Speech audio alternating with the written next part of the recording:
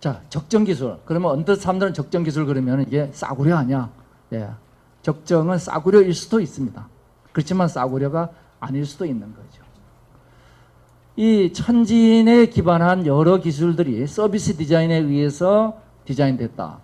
그러면 이 서비스 디자인에 의해서 만들어진 건 테크놀로지의 첨단에 서 있는 건 아니에요. 사람이 뭘 원하는가에 달려 있는 겁니다. 그러면 사람이 뭘 원하는가, 여기에 의해서 구현되는 기술을 제가 적정 기술이라고 얘기를 하고 있는 겁니다. 그래서 서비스 디자인에 의해서 이제 우리 적정 기술이 만들어지죠. 여기에는 여러 가지 요소가 이제 들어가겠죠. 적정 기술의 문제를 보면은 지금 우선 고령화, 양극화, 개도국 뭐 이런 문제 지금 우리 늘 보고 있습니다. 우리 한국의 문제를 볼까요? 지난 15년간에 걸쳐서 대한민국이 자랑스럽게 세계 2위까지 올라온 분야가 있습니다. 양극화 분야입니다. 우리가 굉장히 양극화가 없는 나라에서 1990년대 중반만 해도 그랬습니다. 상위 10% 소득이 29%밖에 안 되는데 이제는 영국을 추월해서 미국 다음으로 양극화가 진행이 됐습니다.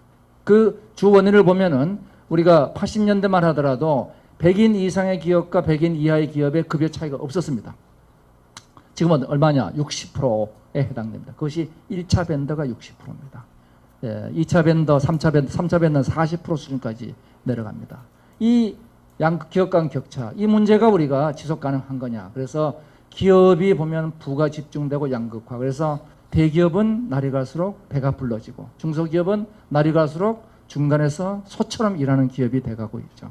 그래서 중소기업의 정의는 중간에서 소처럼 일하는 기업이다. 중소기업 사장들이 좋아하는 옷은 갭입니다. 옷이라도 값을 입어보자. 자, 우리 기업 내에서는 노조하고 이 갈등 문제가 있죠. 개인은 뭐냐면 기업 이익과 상충되고 있죠. 이 갈등 비용이 과다합니다. 대한민국의 국가 갈등 비용은 얼마냐? GDP의 30%라고 보고 있죠. 이 문제를 해결하지 못하고는 인류 국가가 못 됩니다. 그러니까 우리는 뭐가 필요하냐? 기술이 선순환되는 기술이 필요한 겁니다. 가치를 만드는 우리가 기술로서 이 사회적 임팩트가 순환돼 줘야 됩니다. 순환되지 않는 기술은 한계가 있죠. 그래서 우리가 밀레니엄 디벨롭먼트 골이 2015년 금년에 그 유엔에서 만든 밀레니엄 디벨롭먼트 골이 완료되면서 우리는 앞으로 이름이 뭐냐? 유엔은 서스테너블 디벨롭먼트 골, 지속 가능해야 된다는 겁니다. 이게 순환돼야 된다는 얘기입니다. 자, 지속 가능하려면 혼자가 아닌 다 같이라는 것이 SDG의 가장 중요한 목표입니다. 혼자가 아닌 다 같이 지속 가능한 목표를 향해서 노력하자. 이래서 이제 적정 기술이 양극화, 적정 제품, 새로운 기회, 동반 성장을 위해서 필요한 게 되죠.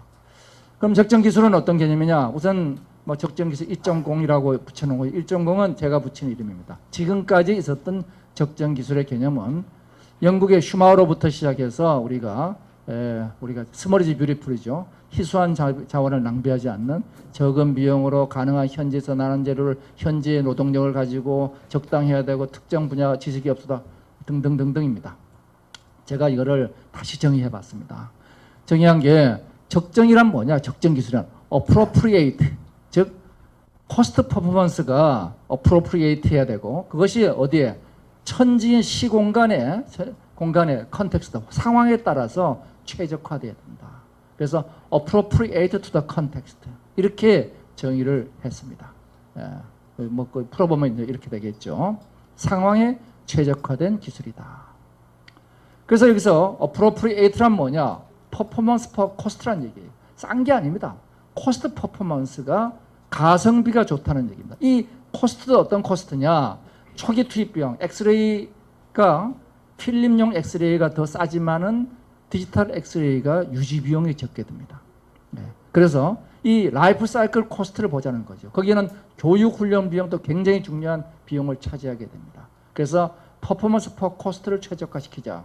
그러면은 코스트 퍼포먼스의 최적화를 해보면 결국 이것이 뭐냐면 서비스 디자인에 기반을 둬야 된다는 거죠.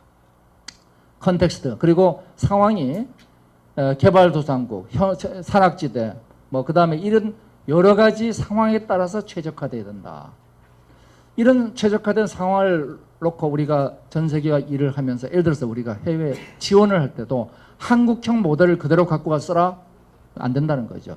영국식, 미국식 이게 다 다릅니다. 그 나라의 현지 풍속과 현지 풍속, 현지 문화에 맞춰야 되니까 컨텍스트는 뭐냐? 글로벌 레퍼런스가 로컬라이즈 돼야 한다. 그래서 글로컬라이즈 돼야 된다는 거죠.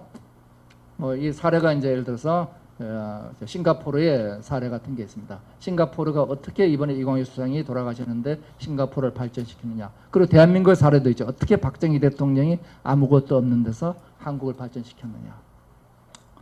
자, 그러면은 우리가 이런 적정 기술에 대해서 해외에 많은 적정 기술 연구 센터들이 있습니다. 그리고 이들이 기술 공모전도 하고 많은 일들을 하고 있죠. 국내에서도 우리 코이카를 비롯해서 적정 기술에 대한 연구들을 하고 있습니다. 그리고 사례들을 놓고 보면은 개도국 사례를 보면은 모바일 베이비 앱, 그래서 휴대폰을 가지고 아기를 산전 관리를 했더니 어떻게 됐느냐? 모성 사망률이 감소하고 그 다음에 전체적으로 30%가 좋아졌습니다. 이거는 인도네시아 사례고, 요거는 루완다 사례가 되겠습니다. 그 다음에 요건 선진국의 사례입니다. 무인 원격 관리, 그 다음 원격 당뇨 관리 앱, 그 다음 인공지능에 의한 의료 조언, 이런 국가 사례들이 있죠. 그래서 보면은 그 제품 가지고 사회의 문제를 풀어주는 거, 새로운 가치를 만드는 거, 이런 다양한 적정 기술 모델들이 있다는 거죠. 근데 지금까지 이래왔는데 문제가 뭐냐? 먹고 보면 우리 열심히 많은 사람들이 여름 방학 때 가가지고 해외 봉사 활동하고 돌아와요. 굉장히 바람직한 일이지만 돌아오면 말짱 도루묵이 돼버립니다. 바로 뭐냐? 지속 가능성이 없는 거죠. 이거는 한계가 있습니다. 이거 어떻게 해결하냐? 이게 커넥티드입니다. 연결로 해결하겠다는 겁니다. 이거 봐서 이것이 제가 단순 기술 중심의 적정 기술의 메타 기술의 적정 기술 2.0으로 진화해야 된다는 겁니다. 이 진화의 선두에 한국이 서야 된다는 거죠. 그래서 비용 절감 위주가 가치 창출 위주로 가야 되고, 공급자 위주가 사용자 위주로 가야 되고, NGO 중심에서 소셜 벤처를 확장해야 되고, 원조 중심에서 현재에서 지속 가능한 모델로 가야 된다. 그래서 기존 적정 기술 요소는 cheap, accessible, creativity, scalable이라면 여기서는 뭐냐? 라이프 사이클 코스트, 글로컬라이제이션, 서스테이너빌리티 이런 것들이죠. 자, 그러면 이제 우리가 드디어 지금까지 얘기한 메타 기술들을 이제 활용을 해야 될 때가 됐습니다. 이런 메타 기술들이 이제는 뭐에 필요하냐? 모바일과 결합하면서 새로운 가치들을 만드는, 이게 바로 커넥티드 테크놀로지죠. 적정 기술의 범위가 확장됩니다. 예를 들어 모바일에 결합되면서 무선 혈압 측정기가 만들어지고, 스마트폰에서 모바일 현미경이 있으니까 값 비싼 걸 없애주고, 안과 진료용 아이폰 액세서리를 만들어서 스탠포드 대학에서 만들어 쓸 수 있죠. 그래서 바로 얘기한 서비스 디자인의 관점에서 적정 기술 한번 설계해 보겠습니다. 설계해 보면은 모든 기기들이 이제 커넥션 됐다고 치면은 할 수 있는 일들이 많습니다. IoT가 할 수 있는 일, 웨어러블과 IoT가 할 수 있는 것이 뭐냐면은 만성질환 관리, 독거노인 시스템, 업무 자동화, 웰리 서비스, 전부 다 이런 것들이 바른 자세 모니터링, 약 복용 서비스 다 적정 기술로서 우리가 만들 수 있는 거죠. 빅데이터를 통해 가지고 우리가 할 수 있는 것이 뭐냐면은 의학교육 자문, 그 다음에 의료기기 정보, 예측 및 발병 가능, 다 이런 거 우리 할 수 있죠. 3D 프린팅을 통해 가지고 우리가 할 수 있는 것들이 의족들 만들어주는 일, 이런 것들을 우리가 할 수 있죠. 여기 이제 저가로 지금까지 있었던 자이프르 푸시라는 인도에서 만든 저가의 의족 시스템인데, 이것은 뭐냐면 3D 프린터에 의한 의족 시스템이 되겠습니다. 잠깐 우리 한번 보고 갈까요? 이거 한번 봅시다. 이게 남수단에서 전쟁으로 인해서 많은 애들이 팔다리가 잘렸습니다. 그래서 여기 not impossible 회사에 미기란 양반이 남수단에 왔어요. 그래서 이 의족을 팔 딸린 애를 도와주기로 했습니다. 여기 이제 이게 다니엘이라는 친구인데, 소리 좀 키울 수 있나? 3D 프린터 가지고 디자인해서 만듭니다.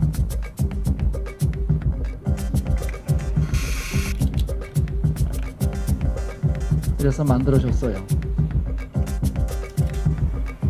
이게 그렇게 만드는데 한 10만원 조금 더 넘어들었어요.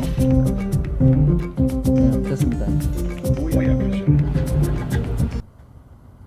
응? 뒤에 없어요?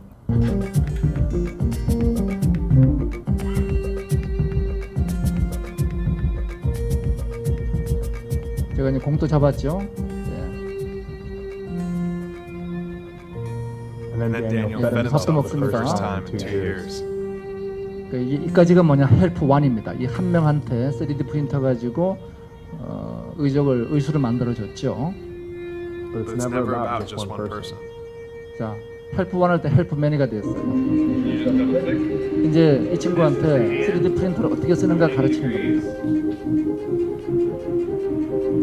3D 프린터가 아니고 의수를 만드는 법을 가르치려면 무지하게 어려운 거예요.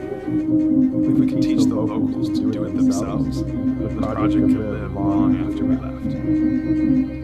그래서 이제 만들어서 이거 이제 던지는데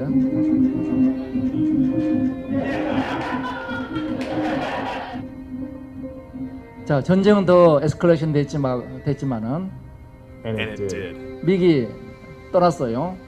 근데 미국이 떠난 다음에도 누가 만드느냐? 아까 의수를 만들어준 다니엘이라는 친구가 그 3D 프린터를 가지고 다른 사람들을 만들어주고 있는 겁니다. 그래서 이게 헬프원, 헬프맨입니다. 그 유튜브에서 풀 버전인 다니엘 프로젝트라고 치면은 나옵니다.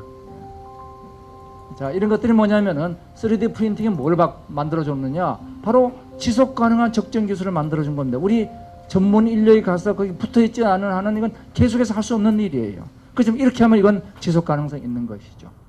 바로 이와 같이 우리가 적정 기술 과정 분야가 구글 글래스를 가지고 할 수 있는 우리가 많은 수술집도 출산 과정 시뮬레이션 이런 거 할 수 있고 우리가 컨텍스트 어웨어니스 가지고 뭐 할 수 있는 많은 일들이 있습니다. 바로 메타 기술을 이용해서 이거는 뭐 저희가 만들었던 것인데 환자가 없이도 진단할 수 있는 시스템들입니다. 많은 유형 사례들이 있겠죠.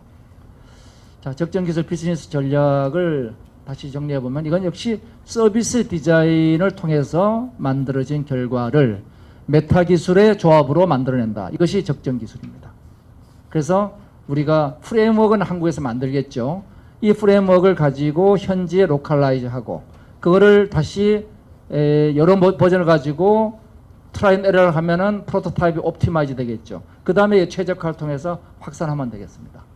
그래서 이것이 이제 뭐하고 붙어줘야 되느냐? 소셜 벤처, 소셜 크라우드 펀딩 이런 소셜한 문제하고 합쳐져야 됩니다. 이래야지 양극화된 문제, 지속 가능한 사회를 만들 수 있을 것이다. 이것이 저희들이 생각하는 새로운 적정 기술의 분야가 되겠습니다.